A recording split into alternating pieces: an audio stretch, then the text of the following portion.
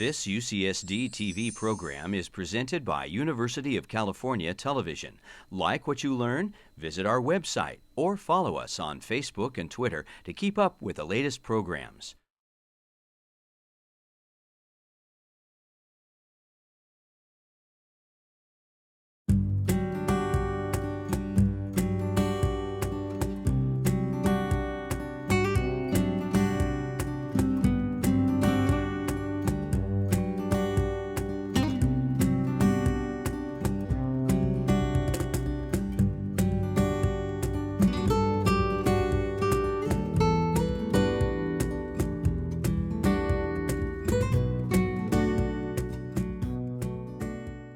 Good morning and welcome to the Osher Lifelong Learning Institute at the University of California, San Diego. I'm Steve Jenner, Curriculum Coordinator for today's lecture, which is being recorded on campus. We are pleased to welcome Professor Peter Smith to Osher for the 5th lecture in our masterclass series on Mexico 20 years after NAFTA. We co-sponsor these lectures with the UCSD Center for U.S.-Mexican Studies, which is focused on improving the understanding of Mexico and U.S.-Mexican relations. More information on Osher and U.S.Mex is available on our respective websites. Today's presentation is entitled Mexican Democracy in Comparative Perspective. Peter Smith is Distinguished Professor of Political Science at UCSD and the Simón Bolívar Professor of Latin American Studies. He's co-author of Modern Latin America, now in its 6th edition. Please join me in welcoming Professor Smith to Osher.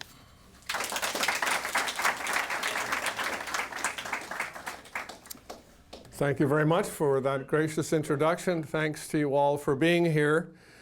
And I wonder what it is that I can say, being the last speaker in this series, that hasn't already been said, or would probably disconfirm anything I had to say. So I wondered how I could sort of make an impression, right? So I began by saying, well, I'll wear a coat and tie.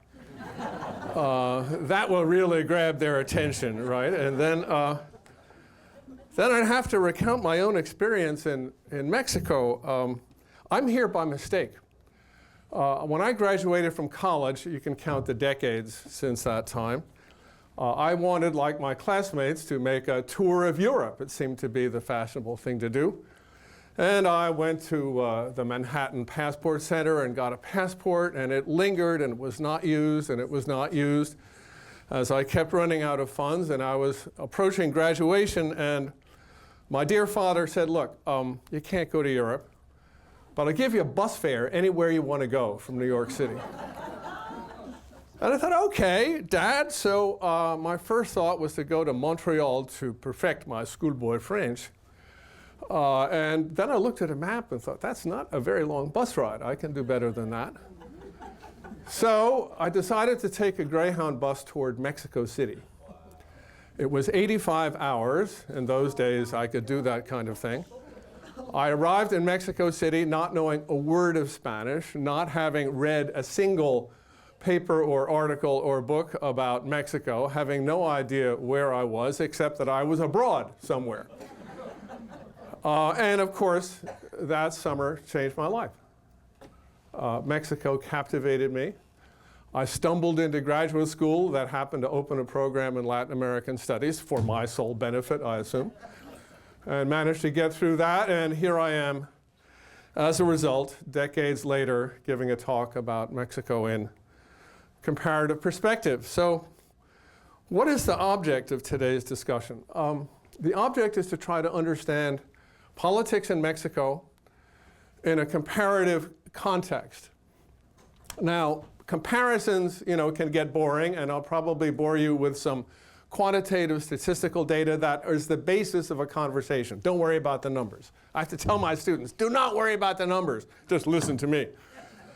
But of course, comparisons raise methodological questions. Can you compare apples and oranges?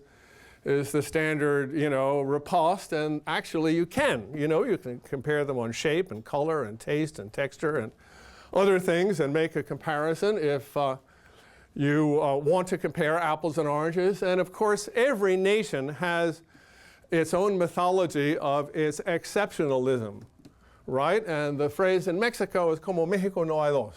There's no country like Mexico. We have our own myth of exceptionalism.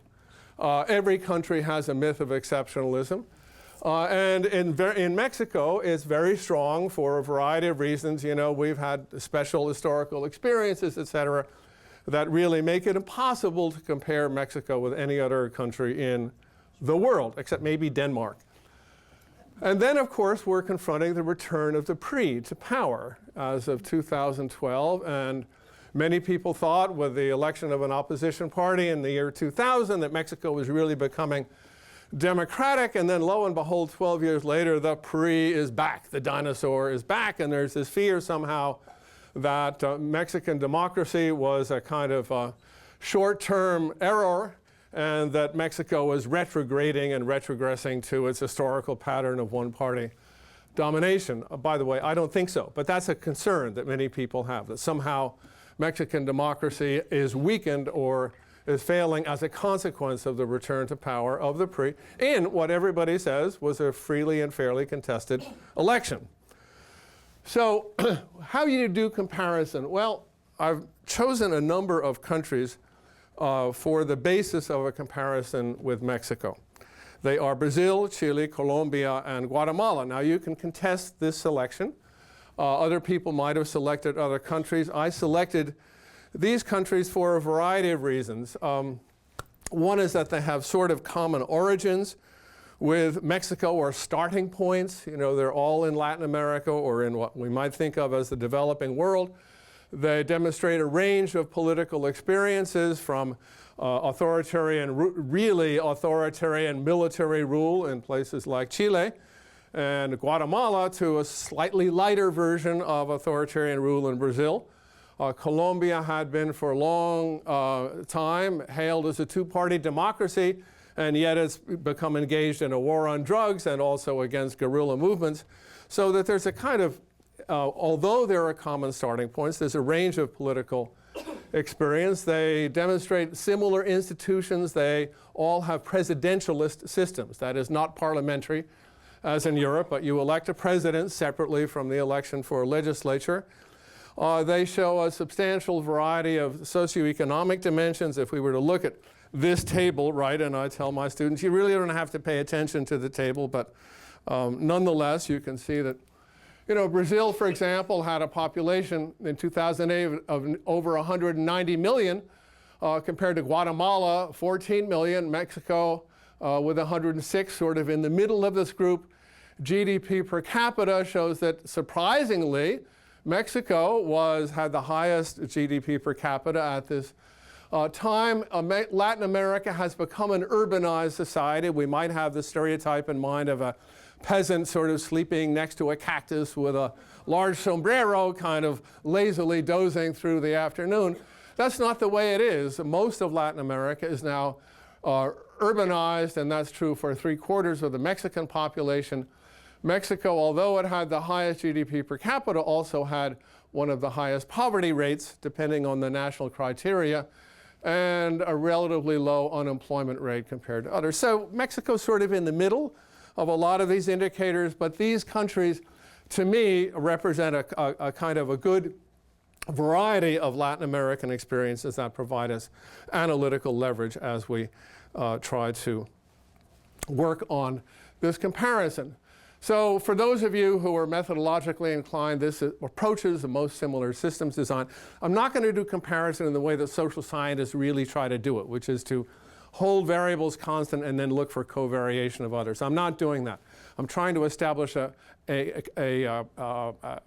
analytical framework for understanding Mexico.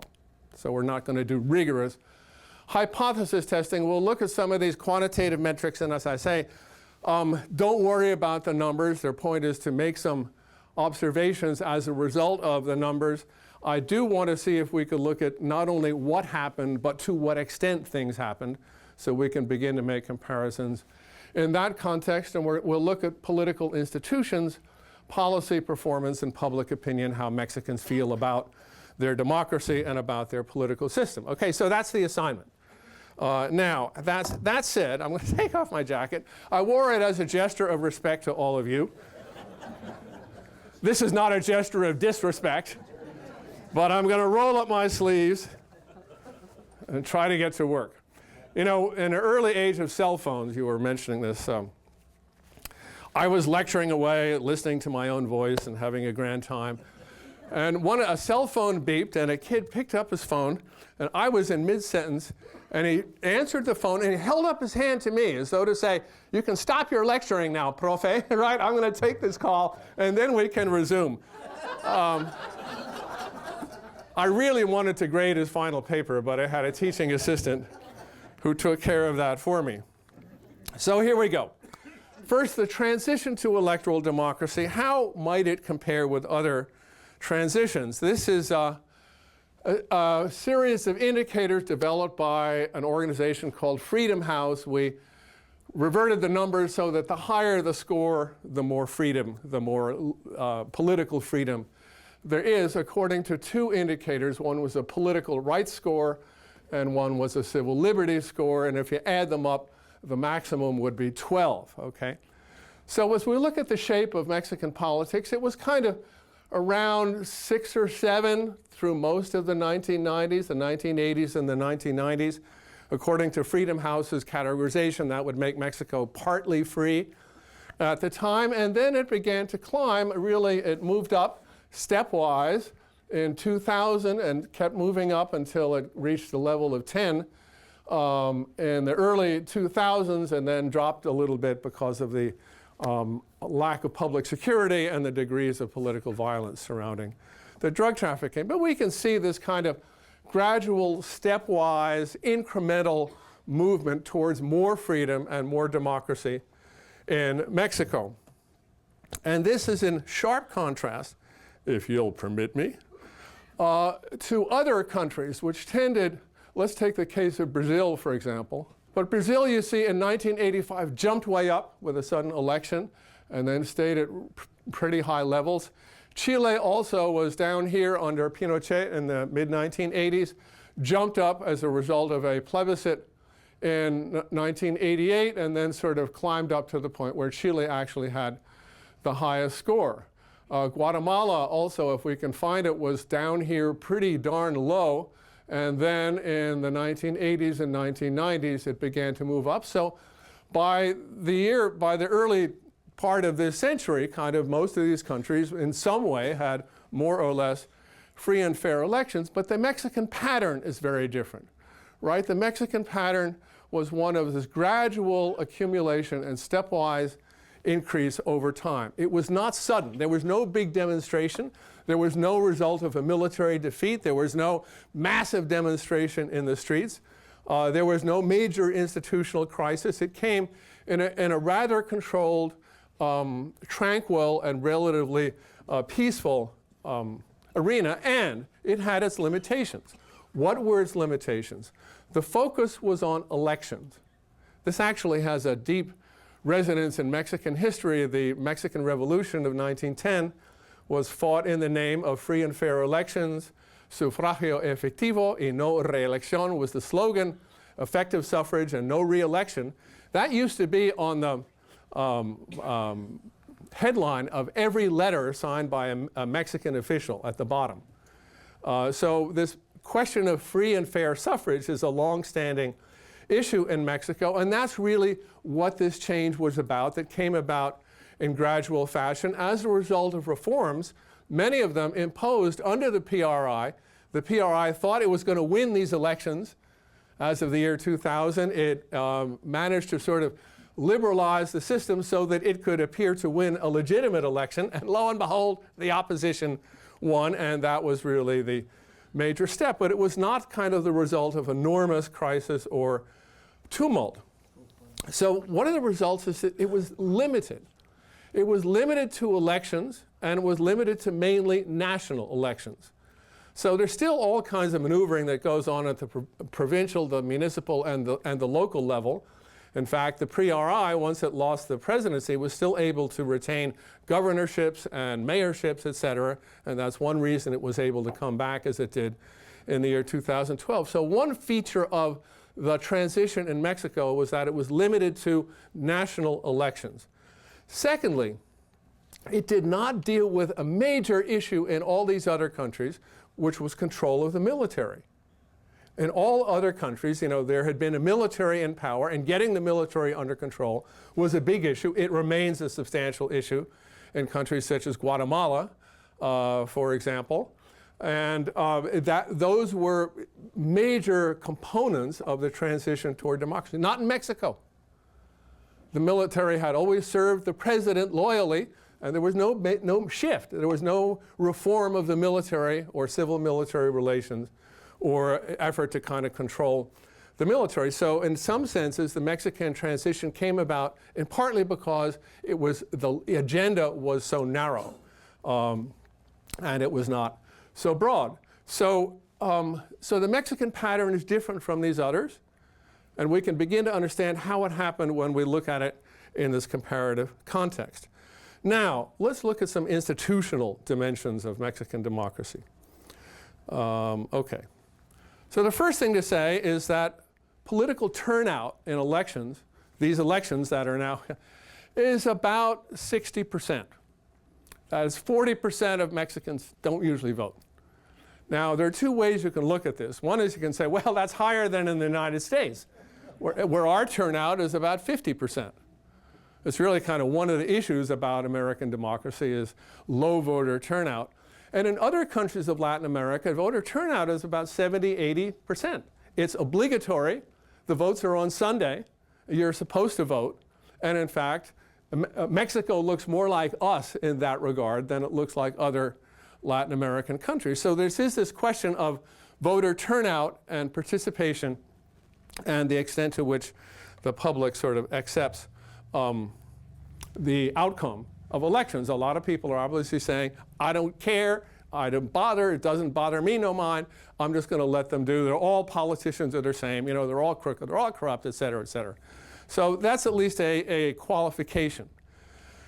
Well, on the other hand, we can look at Mexico and surprisingly discover, if we count the so-called effective number of political parties, this is a formula that means not only if you have, say, 10 political parties registered, but one of them wins 90% of the votes and the other 9 divide up 10%. You really don't have 10 parties.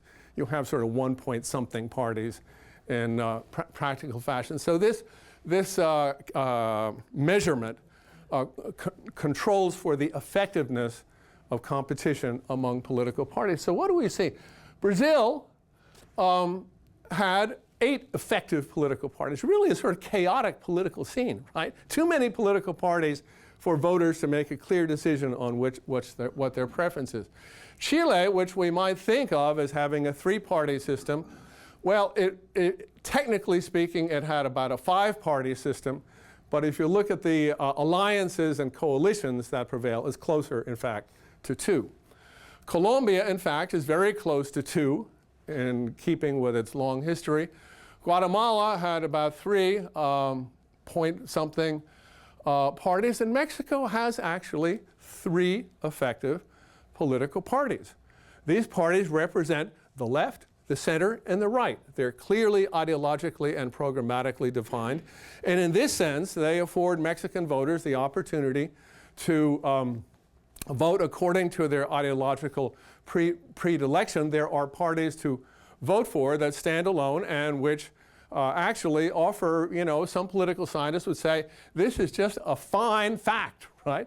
That Mexico has actually gone from a dominant or 1-party system during much of the 20th century to an effective 3-party system. We can look at the election results of 2012, where the most recent president was elected, and the winner, the PRI, got just about 40% of the vote. The left, notwithstanding having a candidate that was sort of worn out, got about 1/3 of the vote, and the PAN, the outgoing president's party, dropped quite a bit to have only 25% of the vote. But still, there were 3 kind of really contenders there. And the PAN that dropped the most was the party of the outgoing president. So you can see that this sort of three-party pattern continues in Mexico, and in fact, it is an institutional strength of the political system, I would suggest. Another strength of the political system is that with this three-party competition, clearly parties have to seek new bases of support. You tend to have a divided government, that is, the president's party does not have a majority in Congress anymore, not even now, although the PRI won the presidency. And where do you look for new bases of political support? Well, some look for women. And during the course of this gradual transition toward political democracy in Mexico, the representation of women in Mexican politics grew very substantially.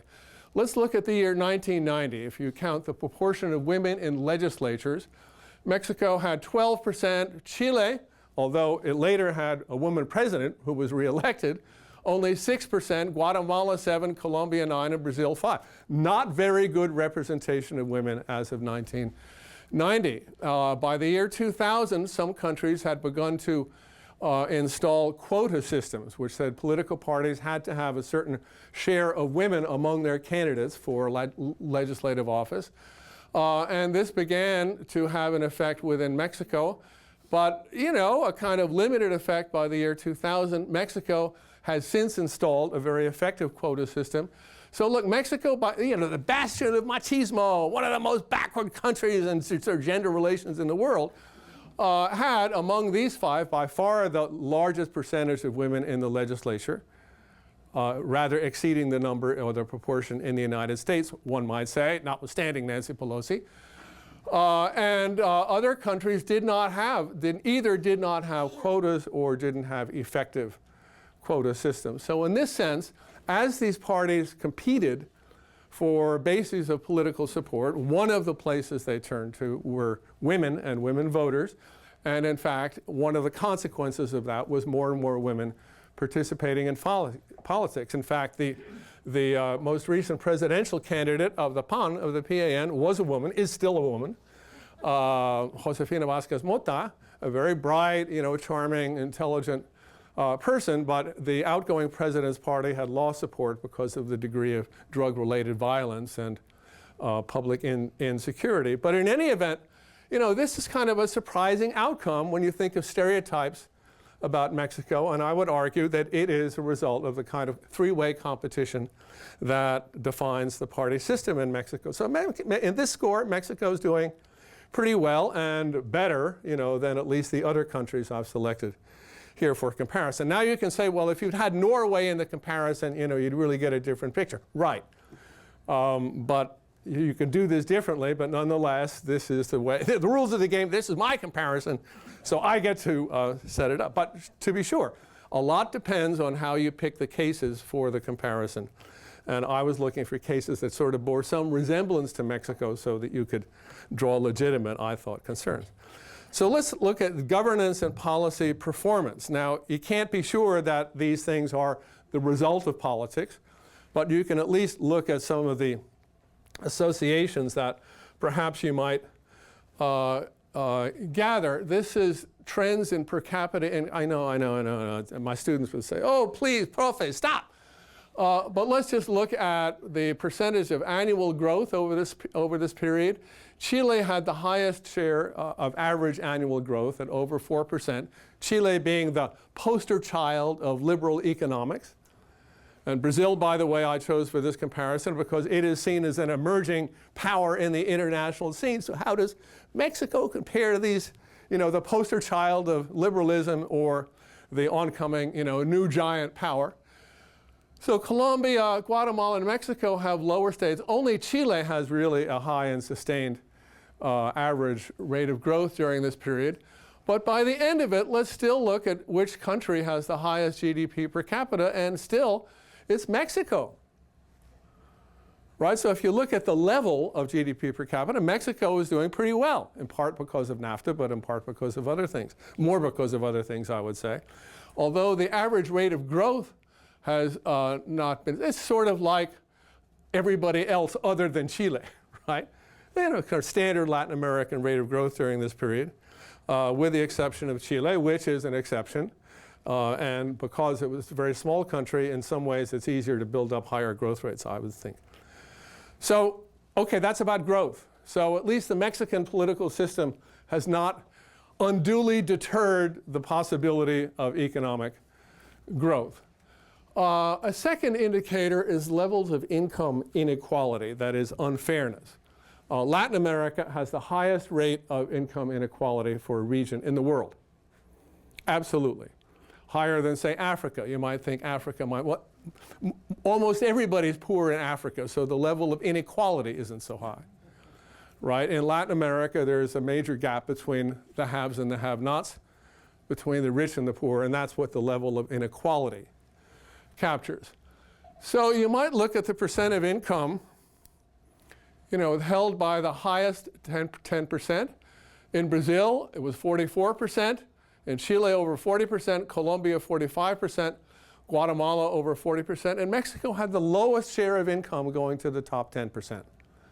Now, it's also true that Mexico has some billionaires, right? More than Western Europe, in fact. But still, the highest 10% captured less of a share of the income than every place else. And the lowest 20% captured more of a share of the income than everywhere else. So it's still unequal. I'm not saying this is a picture of equality. But if we're looking at it in a comparative perspective, you'd have to say inequality is strong in Mexico, but overall it's less strong and less pervasive than in other neighboring countries within Latin America. There's also an indicator some of you will know called the Gini index that summarizes all of this stuff in one number, and you get the same result. So that's kind of interesting because we think of Carlos Slim as one of the richest people in the world, and this is our image of Mexican capitalism, and he is there to be sure. But overall, Mexico is doing less badly, I'd say, on this score than other countries that have similar backgrounds. A composite indicator that brings things together, social and economic, is developed by the United Nations. It's called the Human Development Index. It's kind of, it has life expectancy, it has level of education, it has income, it combines a bunch of kind of well-being indicators to provide a composite picture of the human development or the quality of life in different countries. Now, you wouldn't be too surprised to discover that the Scandinavian countries and New Zealand have the best scores, and places like Somalia have the worst scores. But you rank, all countries in the world get ranked. Guatemala was 122nd out of the total number of countries. And Chile, as we might expect from stereotype, had the highest rank in the world, followed by Mexico, followed 20 places later by Brazil and Colombia, and then Guatemala. So Mexico was not at the top, but it was right after Chile and not that far behind Chile in overall quality of life. And Brazil, the giant of the future, was substantially below Mexico, according to this indicator. So Mexican societal development is maybe stronger than we might think from stereotype, and certainly stronger than that of Brazil, Colombia, and Guatemala. Now, Brazil is about to host the World Cup for soccer. They're going to host the Olympics in 2016. We're already beginning to see on television ads for Brazil. Now, come to Brazil and see the World Cup and this, that, and the other thing, and lovely pictures of beaches and lovely women and people on the beaches and all sorts of sort of attractive enticements. But in fact, Brazil, by overall standards of quality of life, comes in rather substantially below Mexico, or Mexico comes in higher. Now, to be sure, you might want to be in the top 10, but that tends to be occupied by Western European and Northern European countries, plus New Zealand and Australia. But in any event, sort of Mexico's doing okay by this standard. It's by no means in the lowest position within the hemisphere. So then you must say, okay, so Mexican society is doing all right, and the political parties are doing all right, and women are getting representation in the political parties, but we all know that Mexico is so corrupt that kind of erases, the notion of progress on these other indicators. And to be sure, there are serious issues involving corruption. I mean, the basis of the largest magnitude of corruption comes from drug trafficking. This is not exactly, there has been some complicity between elements of the government and the state and drug traffickers, often on the basis of threats. The standard threat that traffickers make to office holders is, you want plomo o plata. We'll give you silver or we'll give you lead. Which do you want? And they mean it because, we can see what's happening, and the level of violence has been enormous. It is now discussed much less under the new president, who is attempting to change the narrative about Mexico, but has not really changed the reality about Mexico, about drug trafficking. In fact, I don't know, some of you might have heard or seen a transcript of the speech that Barack Obama gave in Mexico City last summer, talking about the new Mexico, and it was really a different narrative. Poor Mexico, all these drug traffickers and so close to the United States, et cetera.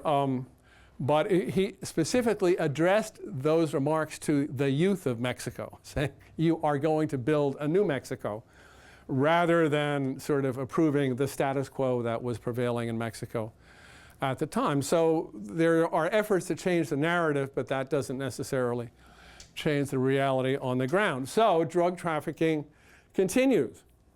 And although, the most wanted drug lord over the last 13 years was recently captured, that doesn't really change much. I mean, do we imagine that Chapo Guzman had not thought about what to do in the possibility that he might be captured? That he didn't have an heir apparent within the cartel or a couple of heirs apparent? Typically what happens is that 2 or 3 lieutenants of the captured drug lord start fighting among themselves for control of the cartel, and that produces a wave of violence. Much of the violence in Mexico is drug trafficker on drug trafficker. But nonetheless, corruption continues. And much of it, the drug cartels have corruption budgets. They have bribery budgets.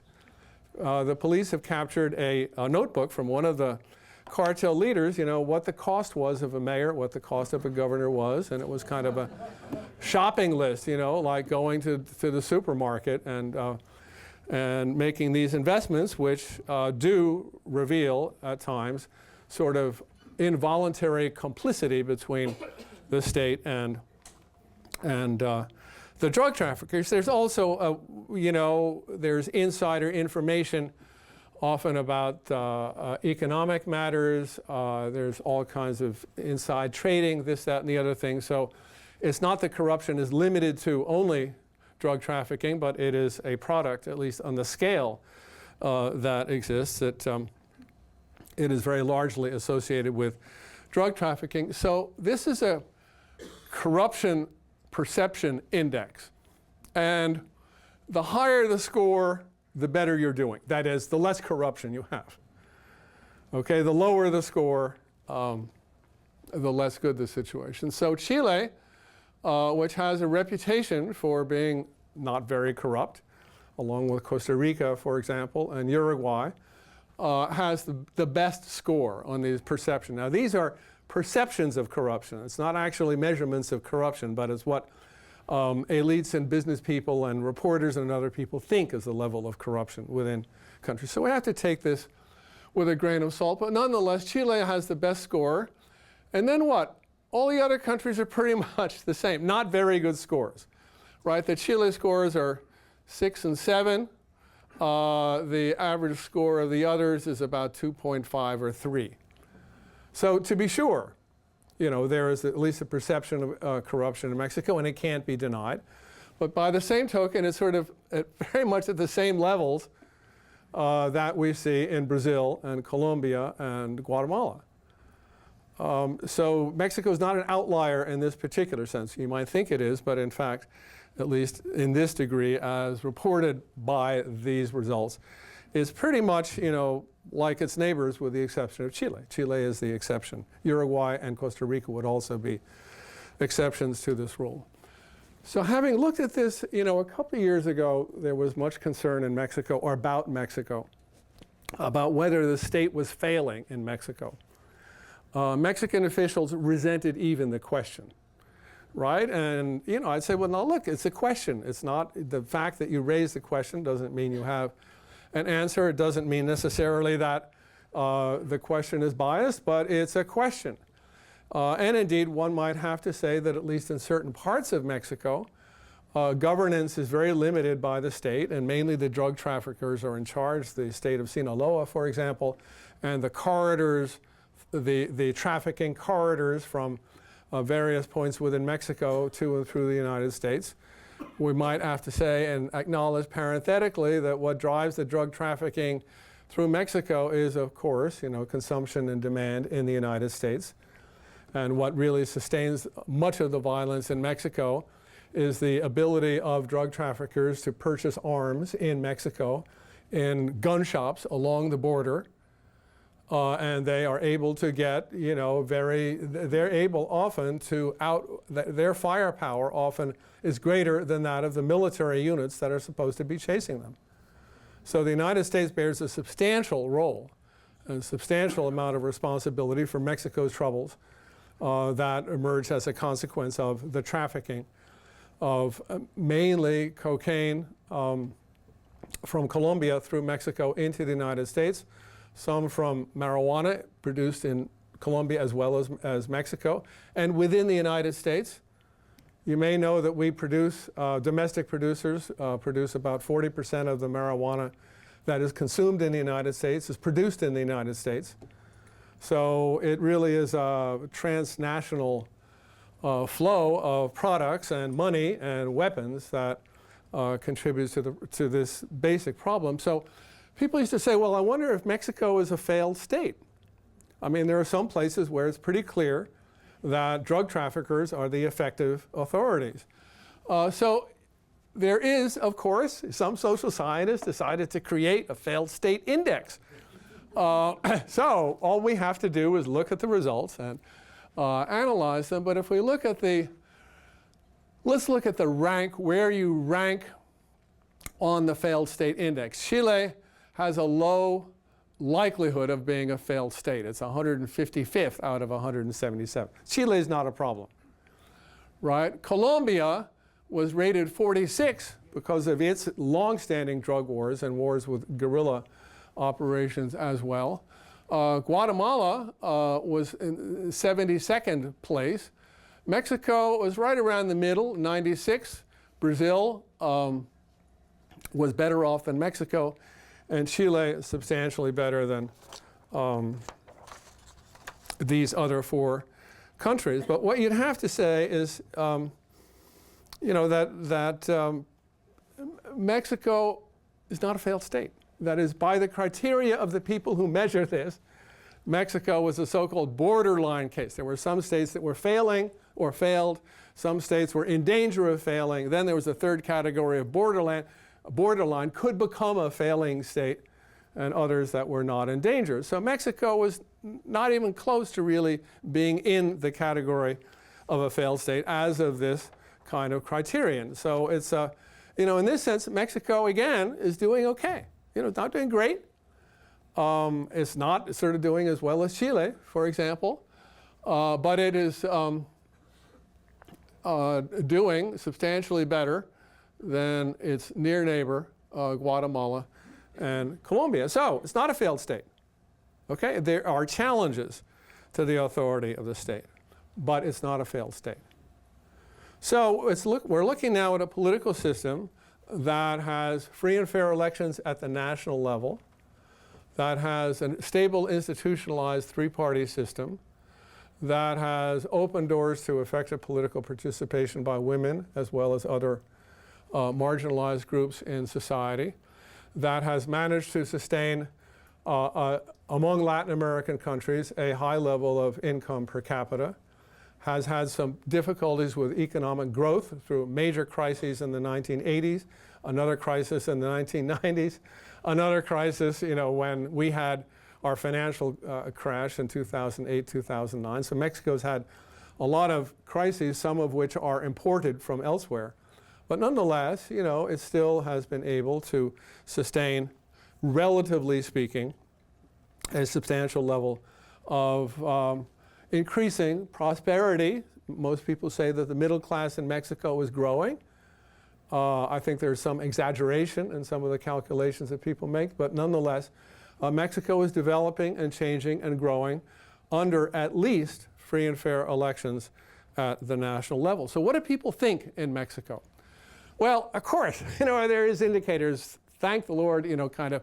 All I had to do was sort of, get online and go surfing and get some numbers.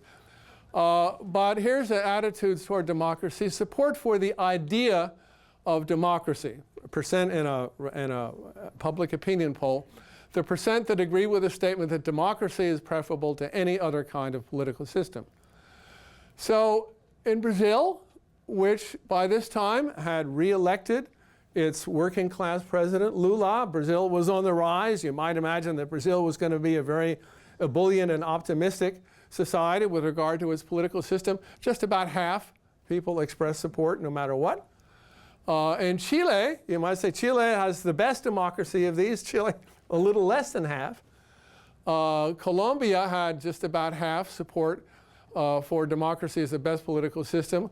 Guatemala, given its checkered history and conflict and military rule and sort of perpetuation of authoritarian traditions, only 40% expressed support for democracy. But Mexico, among these countries, barely, but still, expressed the most abstract support for democracy as preferable to any other kind of political system.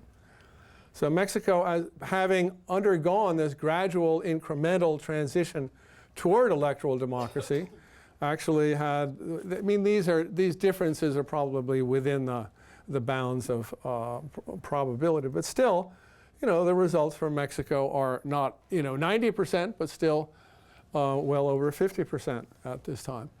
Now, there's a different question that was asked about satisfaction with democracy. Are you satisfied with the way democracy works? And this is a sort of broad question because it could mean, are you satisfied with your life? Are you satisfied with your personal condition? Are you satisfied with, your domestic arrangements? Are you satisfied with whatever?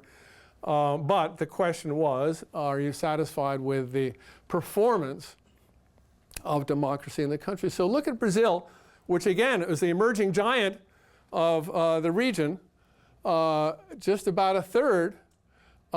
Chile had the highest degree of satisfaction. Colombia and Guatemala were tied. And Mexico, interestingly enough, was just about like Brazil. Mexico and Brazil had very similar profiles of, a little over 50% abstract support for democracy and about 1/3 support for the actual operation of democracy. There's a kind of cynicism and skepticism and judgmental quality, I think, within Mexican attitudes. And given its difficult and checkered and complicated political history, I would venture to suggest that that's not an enormous surprise. But it does say that there's kind of a conditional basis to support for democracy, that the level of support is not that high at around 1/2, and the level of satisfaction at 1/3 is not high. So we see the public kind of interacting with the political system in an interesting kind of paradoxical fashion. So the last of these slides, I'm happy to say, you're happy to hear, has to do with the degree of confidence in different political institutions. Let's just not look at democracy or the political system, but confidence within about institutions. So let's take, say, private enterprise. The degree of confidence that the business sector is going to do good things for the country. 42% in Brazil, a little lower in Chile, 45% in Colombia, a substantial drop. Mexico is just like these other countries, Brazil and Colombia at 43%. The government in general, Brazil 35%, higher rates in Colombia and Chile, And again, Mexico looks pretty much like Brazil on this score. Support for the president is higher than for the government in Brazil and Chile and Colombia, with the exception of Guatemala. So the individual president gets higher marks than the government. And that was always a paradox to me. You'd look at public opinion polls, let's say about Felipe Calderón, the ex-president of Mexico, and people would say, boy, the government is really terrible, but I love Felipe Calderón. I mean, he had outgoing sort of approval ratings high in the 60s. For political parties, let's just look at Congress. This is interesting because the Mexican Congress became empowered with democratization, and with a three-party system, the president's party never had a full majority. So you had a divided government, and Congress would often resist the executive on various initiatives. And what we see here is that Mexico, which used to have the most ridiculed Congress among them in Latin America, now had the highest rate of support for the Congress among these 5 countries. So there's a recognition of institutional transformation within Mexico that is reflected in these numbers. Now, you might want to see much higher numbers, but still, in a comparative context, the Mexican Congress does reasonably well. Political parties do second best. Interesting. Guatemala has the highest level of support for political parties. I think that's because the political parties offset the military. So the idea is that, you know, parties in general are better for the society than the military. But political parties in Mexico got at least higher scores than in other countries. And the court system understandably got lower scores. The courts in Mexico are still struggling to acquire independence and autonomy and full capacities within Mexico. So on the other hand, so what do we see here? A nuanced picture, right? Quite a sophisticated public evaluation of political institutions and political operations and political functioning within Mexico. You know, kind of they're alert, they're making judgments, they are willing to express their judgments, and in some ways they cast sort of at least moderate levels of approval that are at least no less approving or supportive than in the other countries that we study, with the partial exception of Chile. So what would we say about all of this, of Mexico in comparative perspective, decades after that long bus ride of mine that led to this, I wouldn't say it led to this paper, but that led to more than that. But what sort of wrap-up could we have here? I think the first thing you could say is that Mexico is not a unique society in these regards. It's often kind of in the middle of the pack when you look at these. It's not an outlier. So when you say, como Mexico no hay dos, that there's no other country like Mexico, you can say, well, now wait a minute. You know, your experience, your political experience fits very well within the boundaries of, generally speaking, political experiences in Latin America, at least as represented by these other four countries. You know, there are some differences and comings and goings, but nonetheless, you know, you fit within this overall framework. I think secondly, for people in Mexico particularly who don't like the idea of comparison, you know, you can say, according to some of these indicators, Mexico is not doing as well as Chile, and that's probably not surprising, with the exception of GDP per capita and some of the other economic indicators.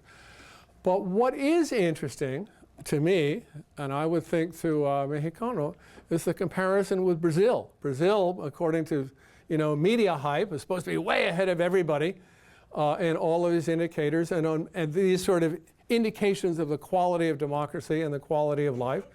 But if you look at many of them, from representation of women to the Human Development Index, to some of the economic growth, or to inequality or unequal distribution of income, Mexico is doing substantially better than Brazil. So it doesn't mean we have to sort of transform our judgments, but nonetheless to take into account that whatever difficulties Mexico might be having on some of these questions, it is doing on a number of these fronts better than even Brazil, which has received such strong support and media hype over the past decade as an emerging giant, which is another question we can take up during the Q and answer here. So finally, I would say, in this light, we learned something. I learned something about Mexico in these things. I was surprised by some of these results.